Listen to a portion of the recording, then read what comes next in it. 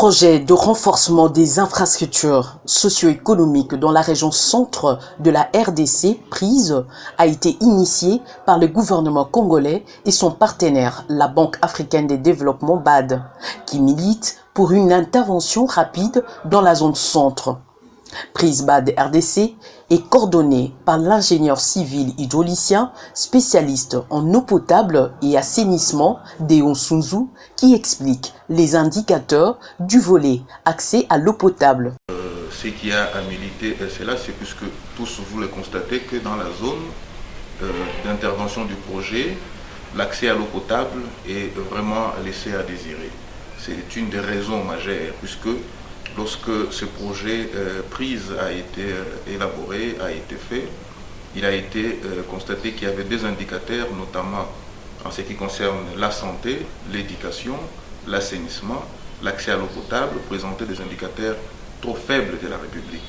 Et c'est ainsi que le projet prise a été initié par le gouvernement congolais et son partenaire, la Banque africaine de développement, qui a milité et qui a voulu que l'on puisse intervenir de manière beaucoup plus urgente dans la zone centre. Alors, la zone centre d'intervention du projet ici, il s'agit de 5 provinces qui à l'époque étaient 2 ex-provinces, Kasaï oriental et Kasaï occidental. Actuellement nous en avons 5, à savoir les Kasaï centrales, les Kasaï orientales, la Lomami et les centres. Mbuji-Mayi, une ville de plus de 3 500 000 habitants, bénéficie d'un projet très important pour sa population.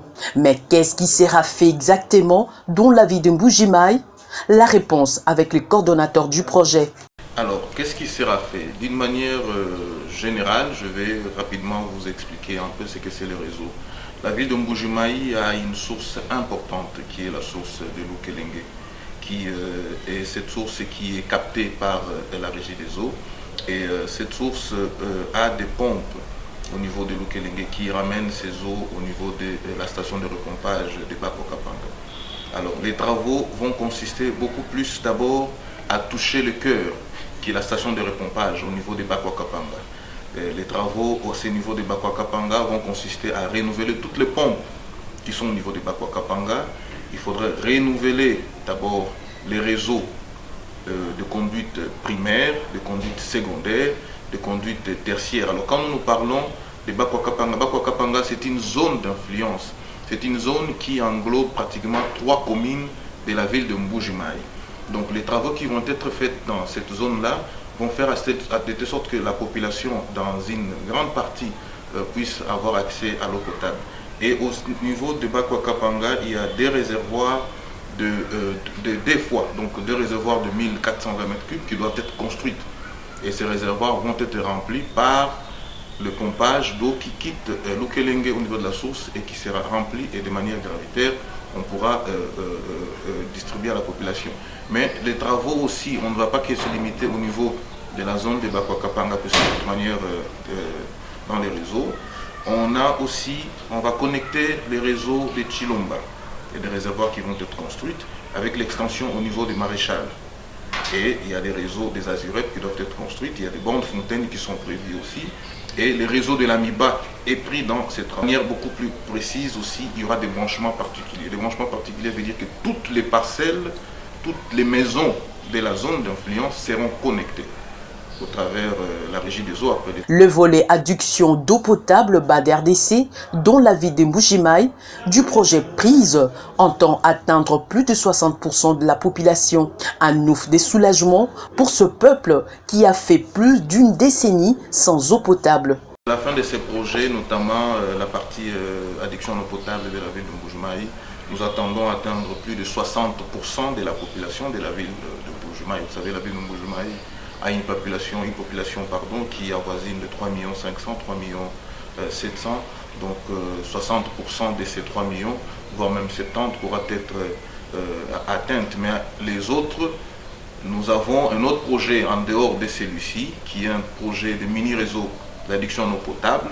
Celui-là, il est fait de forage avec des châteaux d'eau pour des agglomérations qui varient entre 10 20 000 habitants. Donc, ça va combler le périphérique de la ville. Le projet d'adduction d'eau potable dans la ville de Mbuji-Mayi est un projet de la population financé par la Banque africaine de développement BAD à la hauteur de 27 millions de dollars américains. C'est secret puisque c'est un projet de la population. C'est un projet dont d'ailleurs nous demandons à ce que les autorités, les différentes parties, sociétés civiles puissent s'en approprier, puissent suivre ces projets. Ce n'est pas un projet secret, c'est un financement du partenaire de la République démocratique du Congo qui est la Banque africaine de développement. Et ce projet pour la ville de Mbuji-Mayi avoisine de 27 millions de dollars américains. Et pour le périphérique, les autres territoires, à ce moment où nous vous parlons, il y a 10 sites qui sont concernés par les addictions en eau potable, des mini-réseaux, des bornes fontaines et quelques branchements particuliers. Notamment, comme j'ai dit, hein, c'est un réseau où on veut essayer de relever un peu le taux d'accès.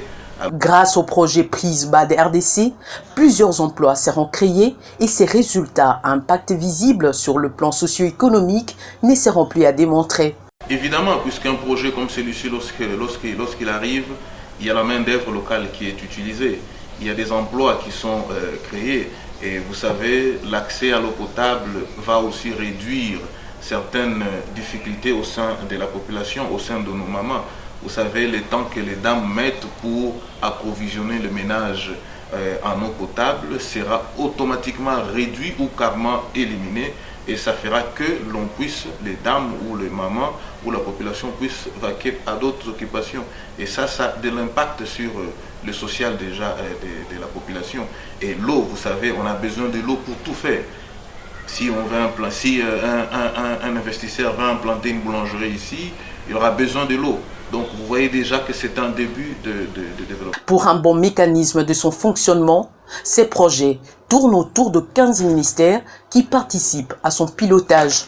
Ces réseaux ou ces travaux qui vont être faits, nous travaillons en collaboration avec la Régie des eaux qui est bénéficiaire aussi direct et utilisateur. La Régie des eaux en tant que partenaire technique travaille avec le projet Prise puisque nous ne pouvons pas travailler sans pour autant travailler avec la Régie des eaux. Pour ce qui est des ouvrages, des infrastructures, notamment des centres de santé, il y a le ministère de la Santé qui est impliqué. Pour les ouvrages scolaires, il y a les PSP qui est impliqué. Pour les latrines publiques qui sont construites, nous avons le ministère de l'Environnement. Nous avons, en fait, ces projets tournent autour de 15 ministères qui participent d'ailleurs à son pilotage. Donc, ils sont tous impliqués et partant même du gouvernement, donc la province, ils sont au courant de tout ce que nous faisons et nous les informons puisqu'il y a chaque année des réunions qui sont organisées de pilotage où toutes les questions et même des missions de supervision de tous ces membres qui participent au projet et qui ont leur formation et qui vont assurer la pérennisation. Et ce qui fera qu'après le projet, vous verrez que déjà ce qui est fait, ce qui a été réceptionné, cela fonctionne et c'est sous l'instruction et sous la conduite des différents. Il y a une parfaite collaboration entre la population bénéficiaire des réalisations du projet Prise BAD RDC et ses animateurs, d'où la protection de ces infrastructures. La population est bénéficiaire. Vous savez, le projet Prise, nous existons depuis 2014. Il y a eu des événements malheureux dans la zone centre de la RDC que nous savons tous. Et ça, j'aimerais quand même vous le dire aussi, les ouvrages qui étaient en cours de construction ou qui ont été construits dans le cadre du projet Prise n'ont pas été détruits. Au contraire, ils ont été sécurisés par les miliciens et même par les partis qui n'étaient pas occupés. Pour vous dire que déjà la population elle-même avait compris ce que c'était le projet Prise. Quand vous amenez un centre de santé à des milliers de kilomètres, puisque ces centres de santé que nous avons construits sont équipés, les écoles aussi en même temps sont équipées en mobilier scolaire, et ils comprennent, ça c'était déjà positif pour nous. Donc ce que je peux dire à la population, c'est de continuer à soutenir le projet Prise. Et c'est un projet qui leur appartient et c'est aussi très très important. Quand il y a des questions à poser, il faut qu'ils passent puisque le projet a des antennes au niveau de chaque province. Il y a des responsables des antennes et nous demandons à ce que pour tous ceux qui ont des questions, ils peuvent toujours passer pour avoir des précisions, pour des fois effacer ce qui est la désinformation La rigueur dans l'exécution de ce projet pousse l'ingénieur civil hydraulicien spécialiste en eau potable et assainissement à effectuer des visites de terrain en lieu et place de se contenter des rapports comptables. Ce qui reste à faire, puisque, comme je vous ai dit, le projet avait pour objectif d'atteindre plus de 60 mini-réseaux qui doivent être construits. Quand on dit mini-réseau, c'est pratiquement des villes qu'on va développer. C'est un mini-réseau qui est prévu à avoisine 10 à 20 000 habitants. Et nous en avons 60 dans la grande zone. Et à Miabi, nous sommes allés voir les travaux qui ont été déjà contractés avec une entreprise chinoise qui avait déjà commencé les travaux. Dans son lot, elle a 10 sites d'intervention. Donc il y a des forages qui doivent être faits, il y a des châteaux d'eau en béton armé qui doivent être construits. Et à côté de ces mini-réseaux, nous avons ajouté ce qu'on appelle les espaces à vivre. Espaces à vivre, c'est quoi? Il y a un marché là-dedans, il y a des boutiques, il y a des abattoirs, il y a des moulins. Et le réseau qui y sera implanté, c'est un réseau, comme on dit, un réseau hybride. Parce que nous savons que dans la zone, il y a des sérieux problèmes d'énergie électrique. Donc ce sont des pompes qui vont fonctionner avec le solaire et en même temps avec les thermiques.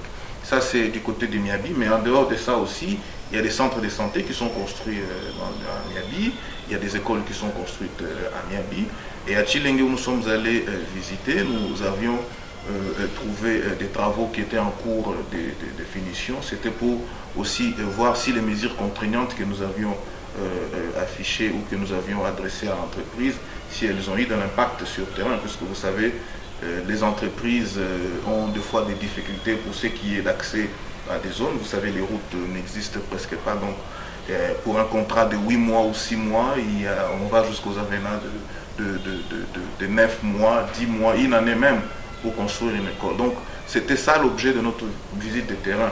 Nous n'avons fait que ces quelques terrains, mais normalement, sur place, nous avons une équipe qui coordonne, qui supervise l'ensemble des sites et des travaux qui sont construits. Pour une bonne visibilité et communication avec le bénéficiaire, une firme d'information, d'éducation et de la communication a été recrutée, précise Deo Sunzu. Au niveau du projet Prise, nous avions une firme qui a été recrutée. Cette firme a pour mission d'information, d'éducation et de communication. Son rôle, c'est organiser des émissions au niveau local. Et nous pensons qu'il est aussi important que ça se fasse au niveau national aussi. Alors cette firme, elle est là, elle a des calicots, elle passe dans des territoires, elle informe, elle a tout un réseau d'informateurs et aussi cette firme aura pour mission de pouvoir organiser les utilisateurs autour d'un réseau pour ce qui est d'addiction en eau potable, pour ce qui est des latrines qu'il faut utiliser. Donc toutes ces dispositions ont été prises au niveau du projet Prise, surtout pour pérenniser. Et c'est là, c'est parce que nous nous sommes référés des expériences du passé et d'autres projets et nous avons essayé d'améliorer pour que l'avant-projet ne soit pas égal à l'après-projet. Le projet Prise Bad RDC étant une œuvre humaine, Deo Sunzu veut y croire. L'espoir fait vivre, comme on dit, mais qui vit d'espoir sans fin meurt de faim. Mais aujourd'hui, l'espoir que la population avait, ce n'est pas l'espoir sans fin, puisque aujourd'hui ça s'est concrétisé. L'entreprise est sur place, les engins sont sur place, l'entreprise a déjà commandé l'ensemble des équipements, ce qui est extraordinaire pour tout le réseau concerné dans le contrat.